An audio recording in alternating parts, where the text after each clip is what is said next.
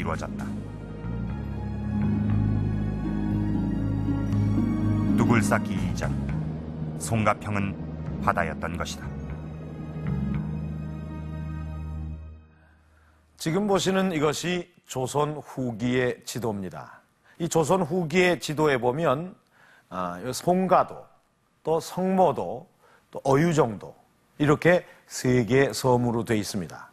그리고 이 섬과 섬 사이에는 여기 보면 니라고 적혀 있는데 여기에서의 니는 갯벌을 의미합니다. 그러니까 조선 후기만 하더라도 이곳에 바닷물이 왔다 갔다 했다 그런 뜻인데, 자, 그럼 이곳을 현재 지도와 한번 비교를 해보도록 하겠습니다.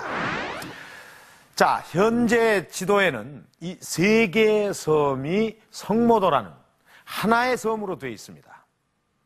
그리고 이 갯벌이 있던 자리는 완전히 메워져서 지금은 논으로 쓰이고 있습니다.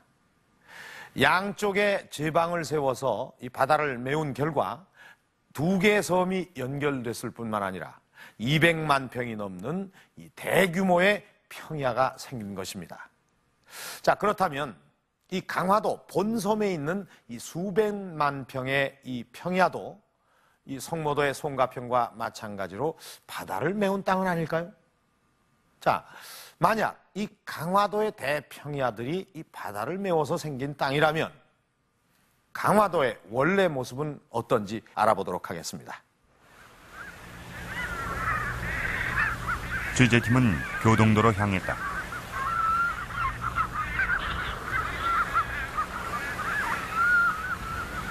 강화도의 부속 섬인 이 교동도에 섬에는 어울리지 않는 대평야가 있다고 한다. 교동도의 대평야 염주평엔 특이한 지역이 있다.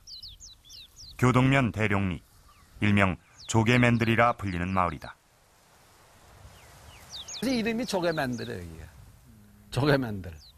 이건 조개맨들의 조개 껍질이 많은 뜰판이다 해서 조개맨들이라고 이렇게 이름이 지어진 거 아닌가 이렇게 생각이 되는데, 어찌됐건 무척 하여간 어딜 가나 조개 껍질이야. 마을 주민의 설명대로 한창 농사를 짓고 있는 논바닥 여기저기에서 조개 껍질이 눈에 띄었다.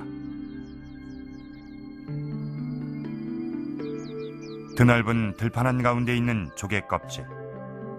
이렇게 논에서 조개 껍질이 발견되는 것은 무엇을 의미할까?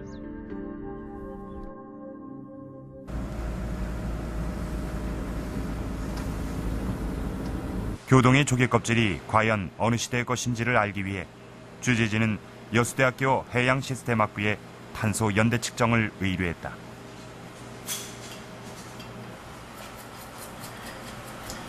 실험을 하기 위해서는 우선 불순물을 제거한 후에 염산으로 조개 껍질을 완전히 녹여야 한다.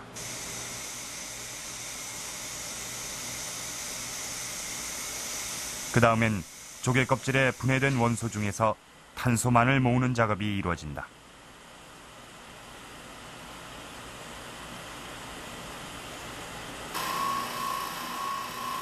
보름 동안의 실험 결과 조개 껍질에서 탄소 결정체를 추출했다. 이제 남은 작업은 반감기를 이용한 연대 측정이다. 지금 우리가 알려고 하는 연대 측정이 나왔습니다. 그 결과를 보면 여기서 C14H 해가지고 약 1297 플러스 마이너스 103년 정도 나와 있는데 여기에 지금 우리가 구하려고 하는 강화도 골패각의 연대가 되겠습니다. 1200년 전의 조개 껍질. 이것은 조개 껍질이 발견된 교동 평야가 적어도 1200년 전엔 바다였음을 말해주고 있다.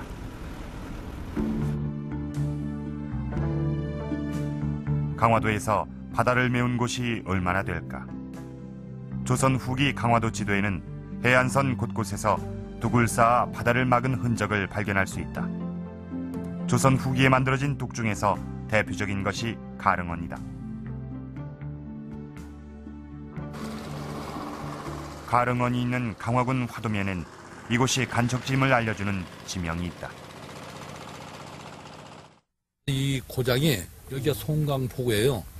개성 상인들이 이곳에 와가지고 머물면서 침을 실어나르고 그랬던 지역인데 이 제방을 막음으로써 그 막은골이라고 그렇게 지명이 바뀌었습니다. 바로 우리가 서 있는 이곳도 본래 섬입니다.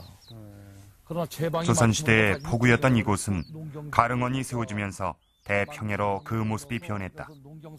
그로부터 마을 이름도 송강포구에서 막은골이 된 것이다. 조선 후기 지도를 보면 가릉원의 맞은편엔 선두포 뚝이 있다. 취재진은 선두포 뚝으로 향했다. 끝없이 이어진 넓은 평야의 끄트머리에서 선두포 마을을 만났다. 이거 다 바다인데 네. 저 덕포라는 데는 떡 해먹는 데고 네. 손두포라는 잠자가 한 데예요. 네. 배가 들어와서 잠자고 나간 데. 그래서 그걸 막아가지고 이렇게 해서 일이 뚫린 거예요. 현재 선두포 뚝은 도로로 사용되고 있는데 얼마 전까지만 해도 뚝 앞은 갯벌이었다고 한다. 바로 이 넘어서 여기서 그냥 갯지렁이 잡고 다 했죠. 바다는 이 넘어가 이제 바로 그냥 바다고요. 물이 아주 바로 여기 그 뚜기까지 그냥 찼더랬죠. 근데 이제 여기를 막으면서 이제 다 없어진 거죠.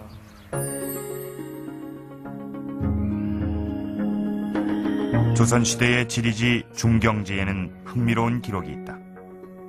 가릉원과 선두포 뚝을 쌓기 이전 만이산 일대가 바닷물로 둘러싸인 섬이었다는 것이다.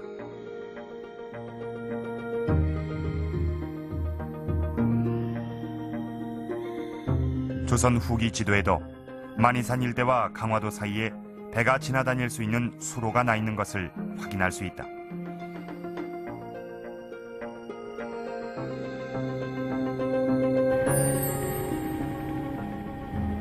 조선 후기 가릉원과 선두포 뚝을 세우면서 만이산 일대와 강화도 사이에는 대평야가 만들어지고 결국 두 개의 섬이 하나가 된 것이다.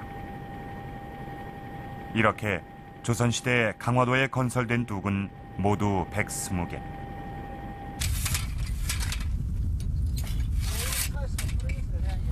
뚝이 건설되기 전 강화도의 모습을 알기 위해 취재진은 강화도 평야의 고도를 측정해 보기로 했다.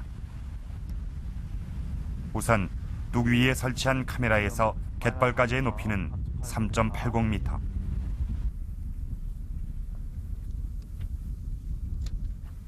이번엔 뚝에서 1.5km 떨어진 지점의 논바닥 높이를 측정해 봤다.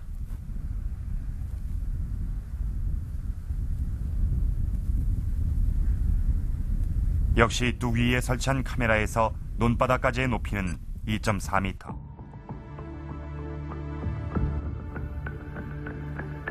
측정 결과 1.5km 떨어진 논바닥과 갯벌의 높이 차는 1.4m에 불과했다. 그런데 강화도 조수관만의 차는 최고 10여 미터. 만조시 해수면보다 낮은 평야는 간척짐을 알 수 있다. 이런 그 해안가의 낮은 그 농지들은 간척 농지의 가장 그 전형적인 지형의 특성인데 그 고도가 해안 그 바다 쪽의 갯벌과 비슷하거나 오히려 더 낮은 곳도 있습니다. 이런 것들이 그 우리나라 그 해안의 갯벌을 매립해서 만든 간척 농지에서 볼 수 있는 그 지형적인 특징이라고 할 수 있죠. 강화도에서는 이렇게 그 해안의 그 간척 농지가 전체 강화도 면적의 약 한 3분의 1 정도까지 되는 걸로 알려져 있습니다. 120개